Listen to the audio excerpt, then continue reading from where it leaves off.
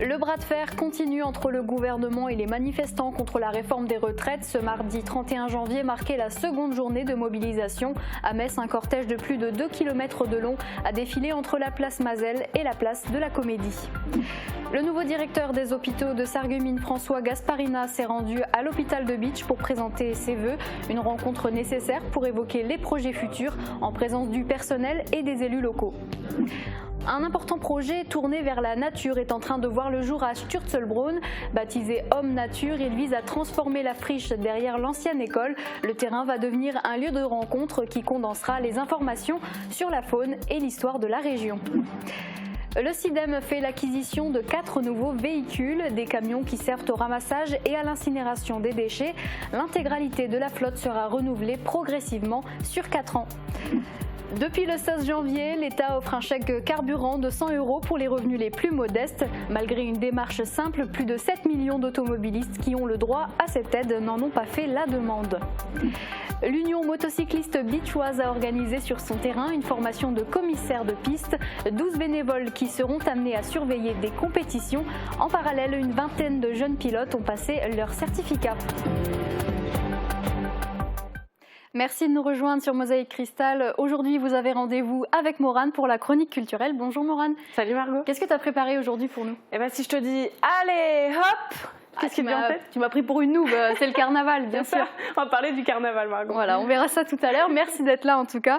En attendant, on commence ce journal avec la grève contre la réforme des retraites. La colère est encore montée d'un cran hier mardi pour la 2e journée de grève nationale. À Metz, de nombreux manifestants se sont réunis. Mais jusqu'où ce bras de fer ira-t-il? Jusqu'à quand les manifestants vont-ils pouvoir poursuivre le mouvement? Un reportage de Lucie Philippot. Comme un air de déjà-vu, la plupart des trains étaient à l'arrêt pour ce jour de grève. Même histoire pour le réseau de transport du Métis de Metz, qui a assuré un service minimum. Absent dans les transports, mais bel et bien présent dans les rues de Metz pour cette seconde mobilisation, les syndicats étaient une nouvelle fois dans la rue, bien déterminés à aller jusqu'au bout. S'il ne veut pas négocier sur l'âge, nous non plus. Nous, voilà, c'est non à 64 ans, point. Il n'y a même pas à discuter là-dessus. L'ensemble de l'opinion publique est contre cette réforme. On attend simplement que le gouvernement entende et accepte. Mais le bras de fer, dès maintenant, il est perdu. Et on est déterminé et on lâchera pas et on reviendra autant de fois qu'il faudra pour faire plier le gouvernement. Le cortège de plus de 2 km de long s'était lancé place Mazel jusqu'à la place de la Comédie. Cette mobilisation supérieure à la première le 19 janvier dernier fera-t-elle plier Elisabeth Borne, pour l'instant inflexible? Non, ça n'est plus négociable. La retraite à 64 ans, c'est le compromis que nous avons proposé après avoir entendu les organisations patronales et syndicales. Par la suite, depuis La Haye, le président de la République a maintenu son soutien à la Première ministre. Quand elle dit quelque chose, elle le dit avec des bonnes raisons et je la soutiens. Les organisations syndicales mosellanes maintiendront la pression et continueront les mobilisations, comme récemment des marches au flambeau. Jusqu'où ira cette mobilisation? Les syndicats feront sûrement une nouvelle fois appel au peuple pour faire entendre leur voix.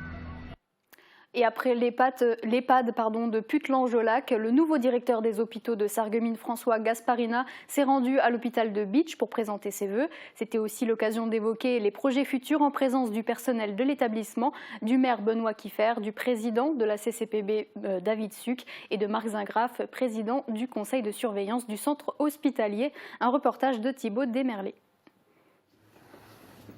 C'est une rencontre de début d'année entre le nouveau directeur des hôpitaux de Sarreguemines, François Gasparina, et le personnel de l'hôpital de Bitche. Aux côtés des élus, il a présenté ses vœux pour 2023, mais a surtout évoqué les futurs projets. Il souhaite renforcer le rôle et la place de l'établissement. L'hôpital local de Bitche est une partie intégrante de l'offre de santé qui est proposée par les hôpitaux de Sarreguemines. C'est une structure importante pour l'ensemble du territoire du Beacherland. Il y a un vrai besoin en local, sur le Beacherland, de travailler ensemble, de s'ouvrir, on a pu le dire également, à la fois aux professionnels qui exercent sur ce territoire, aussi aux autres structures.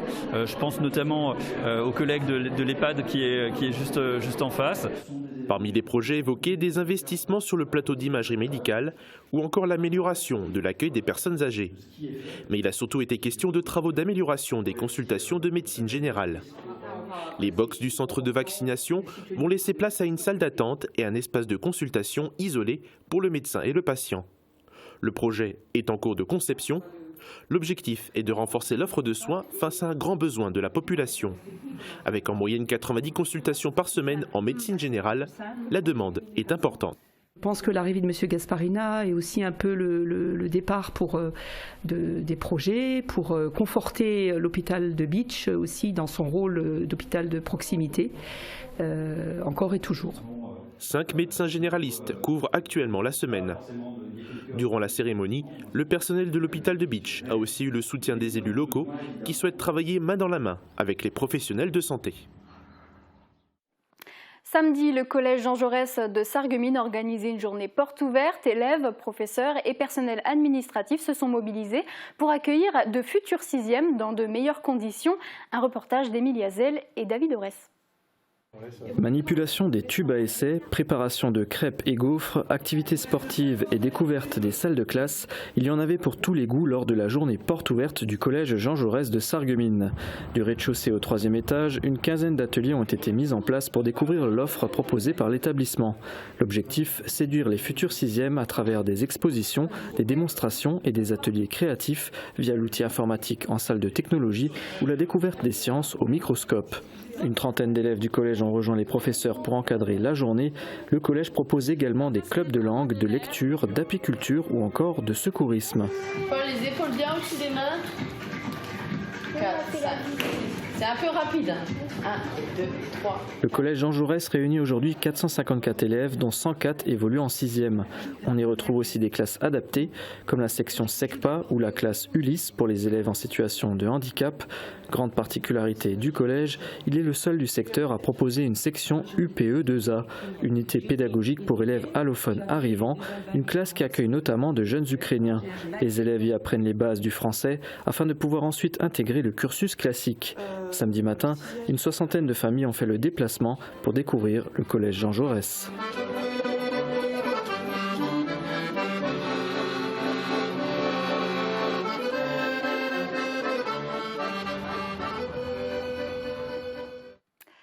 Homme Nature, c'est un nom surprenant pour un projet de construction et pourtant c'est un important projet tourné vers la nature qui a débuté à Sturzelbrunn. La commune souhaite dynamiser davantage son territoire pour attirer les touristes français et allemands. Ainsi, la friche derrière l'ancienne école va devenir un lieu de rencontre qui condensera les informations sur la faune et l'histoire de la région. C'est un reportage d'Émilie Hazel.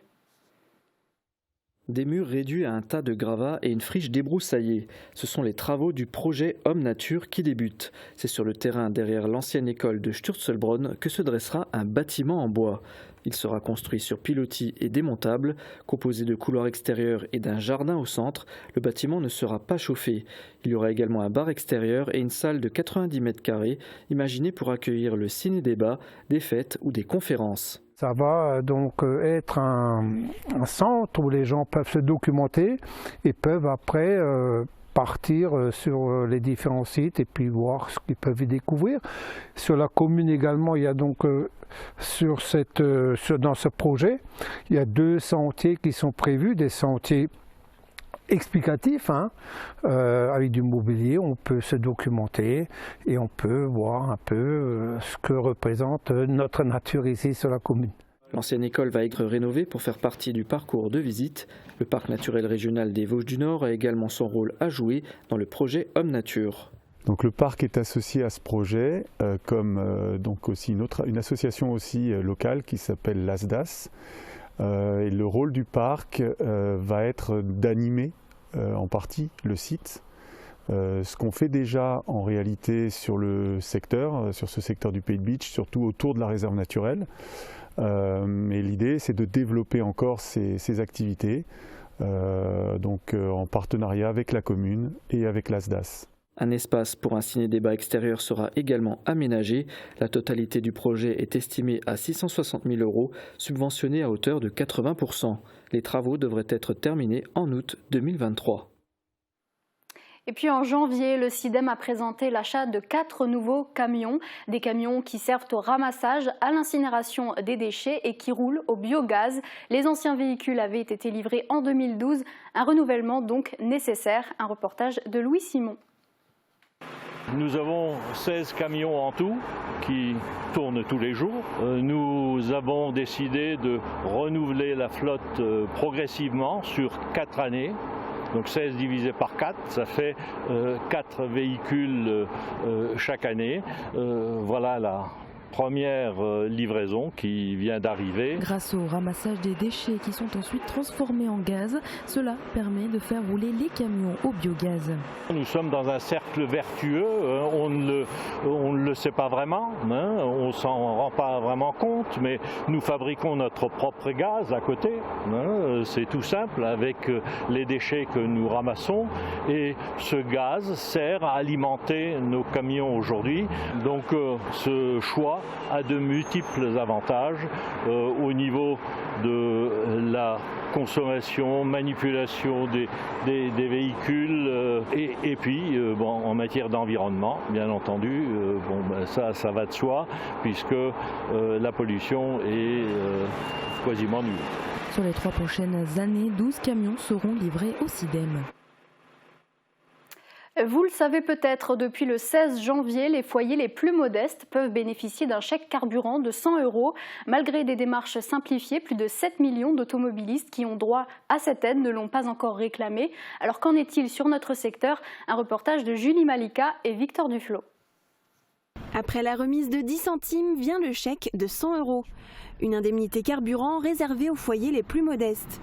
Pour en bénéficier, il faut toucher par exemple moins de 1 300 € net par mois pour une personne seule ou moins de 3 285 € net par mois pour un couple avec un enfant. J'en fais pas partie parce que je travaille en Allemagne, je gagne un peu plus que la moyenne. Voilà. J'ai pas droit à cette démarche. Moi, je suis pas concerné. Quand ils ont annoncé le plafond et qu'on dépasse avec mon conjoint, donc on n'est pas allé voir pour les démarches. Le revenu n'est pas la seule condition, il faut également utiliser son véhicule pour aller travailler. La demande se fait en ligne en quelques minutes sur le site impôt.gouv.fr.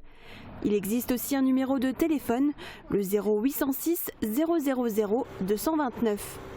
Si vous êtes éligible, vous recevrez alors un virement de 100 € une dizaine de jours plus tard. Mais cette aide ne fait pas l'unanimité.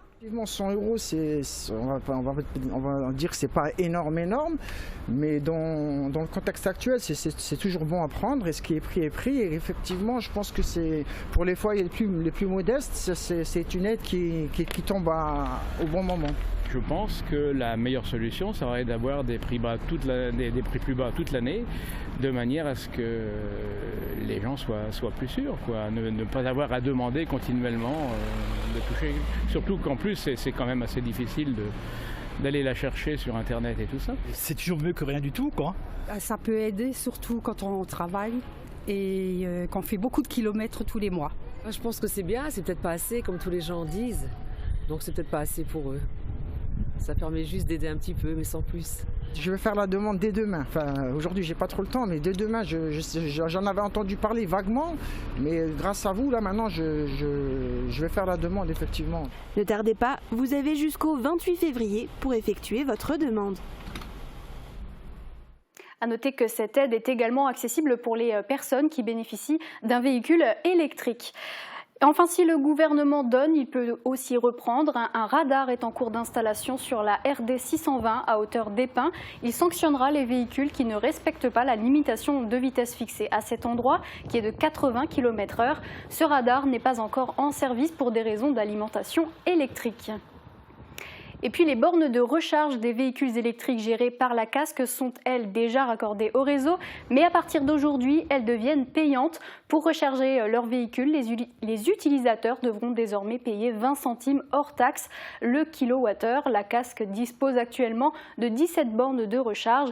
11 de plus devraient être installées cette année. Ils ont besoin de renouveler leurs bénévoles. Je parle de l'Union motocycliste bitchoise. Le club organise chaque année des formations pour ses nouveaux pilotes, mais aussi pour avoir de nouveaux commissaires de piste. C'est un rôle important dans les manifestations et les compétitions.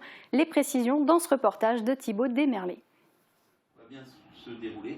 Ils ne sont pas formés à la conduite, mais au poste de commissaire de piste. 12 personnes ont suivi la formation théorique assurée par la Ligue motocycliste. Dans une salle à l'UM Beachoise, ils ont appris son rôle et ses missions. Dans le public se trouvent des parents de jeunes pilotes licenciés au club. Nous accueillons des nouveaux pratiquants dans le sport motocyclisme, ce qui fait que les parents souvent ne sont pas à même de connaître la réglementation qui est appliquée sur le circuit, et donc nous suggérons aux parents de participer à ces formations-là de telle manière à ce que ça devienne aussi un sujet d'échange entre les parents et l'enfant, le pratiquant. Le commissaire de piste est un rôle bénévole. Sur les manifestations et compétitions, il est chargé d'assurer la sécurité du pilote et de la signalisation avec des drapeaux. Il est placé sur un point précis du circuit, comme un virage, et fait aussi remonter les informations et les infractions au jury ou au directeur de course. Voilà, il n'y a que de la partie théorique, et après, on ne sait pas qu'on les lâche tout seuls sur la piste, c'est qu'on va les mettre avec des commissaires confirmés. Un certificat est délivré par la fédération pour une durée de 50 ans. Ils peuvent opérer dans tout le Grand Est. Cette formation est aussi l'occasion de renouveler l'effectif. En simultané, dans une autre salle, une vingtaine de jeunes pilotes ont passé leur guidon d'argent, guidon d'or et certificat d'aptitude au sport motocycliste pour pratiquer la moto et participer aux compétitions. On revient à Sarreguemines pour un spectacle en faveur de la tolérance. Le Casino des Faïenceries a été le théâtre du deuxième spectacle de danse pluridisciplinaire proposé par les classes du Conservatoire et de l'IME Le Himmelsberg. Les spectateurs ont été émus par leur performance. Guillaume Dumonteil était sur place. Au début, un petit rien que l'on sème quand il fait beau et qui germe bien au chaud. La vie, c'est comme un jardin, une graine qui a besoin de soleil, de terre et d'eau, ce qu'il faut. Jusqu'au jour du spectacle, ils n'avaient jamais répété ensemble. Qu'à cela ne tienne, ils se sont quand même jetés à l'eau. Les élèves du Conservatoire de Sarreguemines, représentés par l'ensemble chorégraphique et la chorale à pleine voix, et ceux de l'IME Le Himmelsberg, n'ont pas eu froid aux yeux au moment de monter sur scène. Devant un public nombreux, ils ont présenté leur spectacle de danse pluridisciplinaire, durant lequel les spectateurs ont eu droit à de la danse, de la musique et du chant. Il s'agissait de la deuxième édition de ce spectacle caractérisé par un message fort de tolérance et de partage.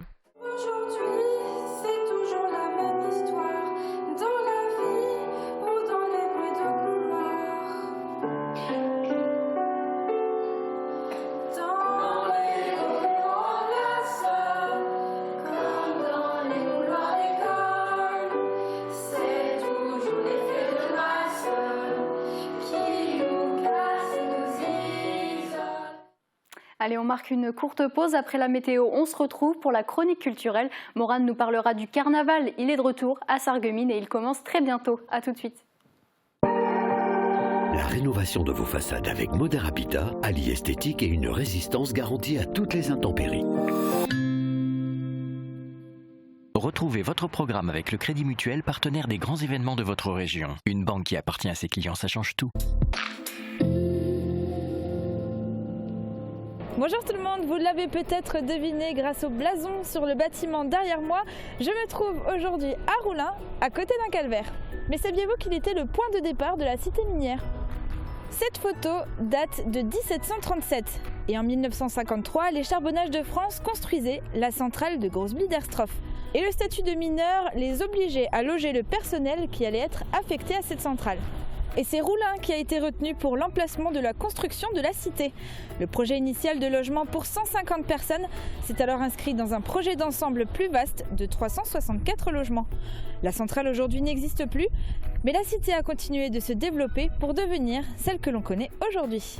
Et sur ces images d'archives, le soleil avait l'air d'être au rendez-vous. Voyons si on a une chance de le retrouver demain. Ce ne sera malheureusement pas le cas. Ce sont les nuages et les averses qui dominent tout au long de la journée. Les températures minimales iront de 4 à 5 degrés et les maximales de 6 à 8 degrés. Demain, nous fêtons les Théophanes et il fera jour de 8h04 à 17h32. Et n'hésitez pas à me dire si vous souhaitez que je vous présente d'autres communes du secteur. En attendant, passez tous une belle journée et à demain. C'était votre programme avec le Crédit Mutuel, partenaire des grands événements de votre région. Une banque qui appartient à ses clients, ça change tout. Et si les créateurs italiens influençaient l'aménagement de votre maison? Cuisine, salle de bain, carrelage, Cesa au centre de la Rotonde à Sarreguemines vous propose un vaste choix et un excellent rapport qualité-prix. Et si vous bénéficiez de la force de votre télévision locale pour votre communication? Mosaïque Cristal, c'est des publicités sur mesure, un ancrage fort et une diffusion jusqu'à 32 fois par jour. Diffusez-vous pendant toute une année à partir de 180 € par mois. Contactez notre service commercial au 06 31 52 58 00. De retour sur le plateau, je passe la parole à Morane pour la chronique culturelle.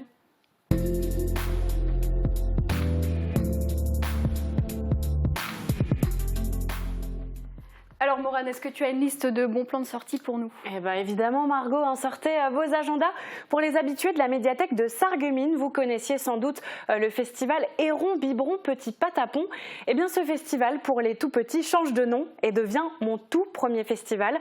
Samedi après-midi, un concert jeune public sera proposé aux enfants. Il s'appelle Mes Petites Graines, interprété par Hélène Koenig et Christophe Durand de l'association Cantorama. C'est un spectacle de chansons qui parle de doudou, de gourmandise, de météo et de jeux. C'est donc ce samedi à 16h30. Attention, l'animation est gratuite mais soumise à la réservation. Alors pour cela, vous pouvez contacter la médiathèque au 03 87 28 60 80 ou directement sur place. Samedi toujours, on va déjeuner en paix avec Stéphane Escher. L'artiste suisse débarque à la Halverrière de Meisenthal. Le chanteur interprétera ses plus grands tubes ainsi que des chansons de son dernier album Homeless Songs. Ne manquez pas l'événement, c'est donc ce samedi soir dans l'usine de la Halverrière de Meisenthal. Ouverture des portes 19h, tarif en prévente 34 €.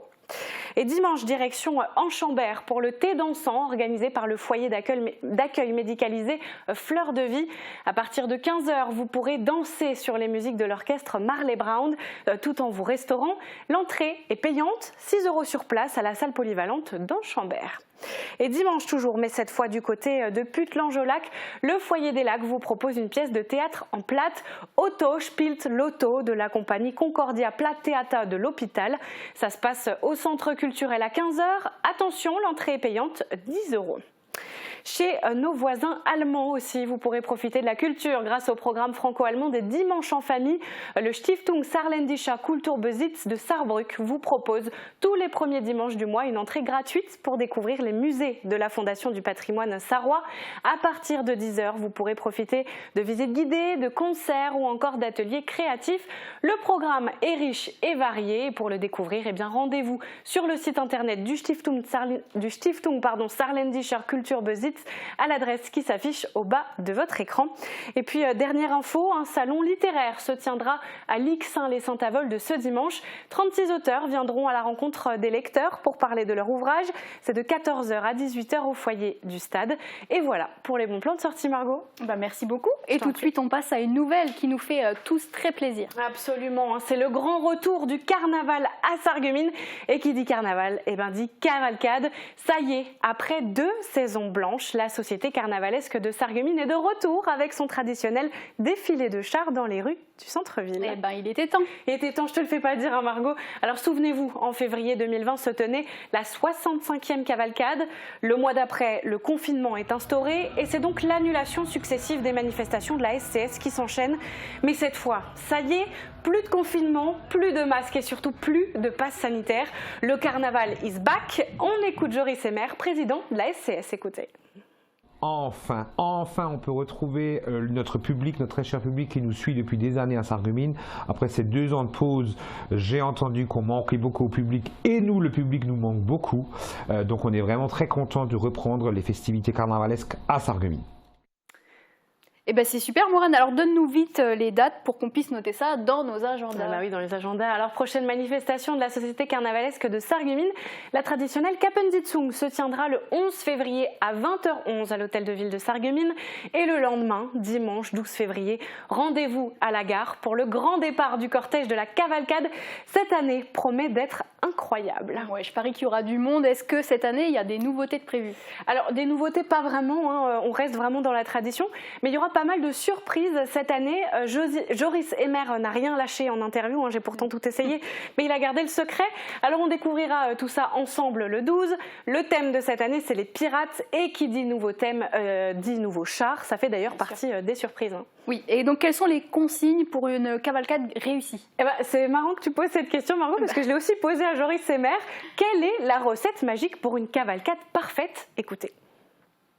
La météo, déjà, qui attire beaucoup de monde avec la cavalcade, parce que quand il fait beau, les gens ils ont envie de se déplacer, comme nous quand c'est les week-ends où il fait moche. Beaucoup de gens, beaucoup d'ambiance au sein du cortège, des confettis, des bonbons et tout le monde qui s'amuse pour faire la fête dans les rues du centre-ville l'après-midi de la cavalcade. Voilà, donc le mot d'ordre, hein, c'est amusez-vous. En tout cas, nous, on a vraiment hâte d'y assister. Bah oui, moi aussi. Et juste après les réjouissances, malheureusement, il faudra juger le prince Carnaval et décider de le tuer ou pas. C'est dingue ça, Margot. Comment tu peux pourrir le groove d'un coup comme ça? On n'y est pas encore. Je suis désolée. Un carpe diem, comme on dit. Alors notez-vous bien les dates, hein. Samedi 11 février pour la Kappensitzung et dimanche 12 février pour la cavalcade. Le mot de la fin, je laisse bien sûr à Joris Emer parce que c'est le meilleur pour ça. Le dernier mot pour la fin, 3 fois, allez hop, allez hop, allez hop. Allez hop, Morane, à la semaine prochaine, aidez comme on dit chez nous. Allez, on passe à un sujet bien d'actualité pour finir ce journal. On y passe tous au moins une fois. Les maladies saisonnières vont de pair avec l'hiver. Alors pour prévenir ces maladies, certains consommateurs laissent au placard les médicaments traditionnels et optent pour un produit issu de la ruche, la propolis bien sûr. Alors en quoi cette substance, je vais y arriver, est-elle un produit miracle? C'est un reportage de Morane Grand-Cola. Durant l'hiver, nos organismes sont parfois mis à rude épreuve. Bronchite, grippe, rhume ou gastro-entérite, personne n'est épargné par ces maladies saisonnières. De nombreux médicaments existent plus ou moins efficaces pour lutter contre ces virus et autres infections. Mais certains consommateurs préfèrent se tourner vers une cure de propolis. Alors sur les conseils de mon pharmacien, et cela depuis 5 à 6 ans, sujet à des petits tracas d'automne, c'est-à-dire des petites grippes, des petits rhumes, je vais prendre la propolis pour éviter ces petits ennuis qui ne sont rien mais qui embêtent quand même la vie. Alors non seulement moi mais ma femme et mes enfants également. Et l'effet est remarquable, il y a un véritable bénéfice. Voilà. Un effet miraculeux selon les consommateurs, mais qu'est-ce que c'est la propolis ? Alors la propolis, en fait, tout simplement, nos chères abeilles, elles vont la butiner en fait, la résine qu'il y a par exemple sur des arbres blessés, sur des bourgeons, sur des tiges. Et en fait, cette résine, donc elles vont l'ingérer, et elles vont la mélanger avec un petit peu de salive et de cire. Et en fait, ce mélange-là va donner de la propolis. Et en fait, cette propolis, elles vont la transporter sur elles. Et en fait, on va pouvoir la récolter en fait, au niveau donc, de la ruche. En fait. Pour moi, c'est pas magique. Mais si vous voulez, on sait surtout que c'est antiseptique. C'est un grand antiseptique. Et en fait, il découle des propriétés qui sont super intéressantes. C'est-à-dire que c'est un antiviral, antibactérien, antifongique, antiparasitaire.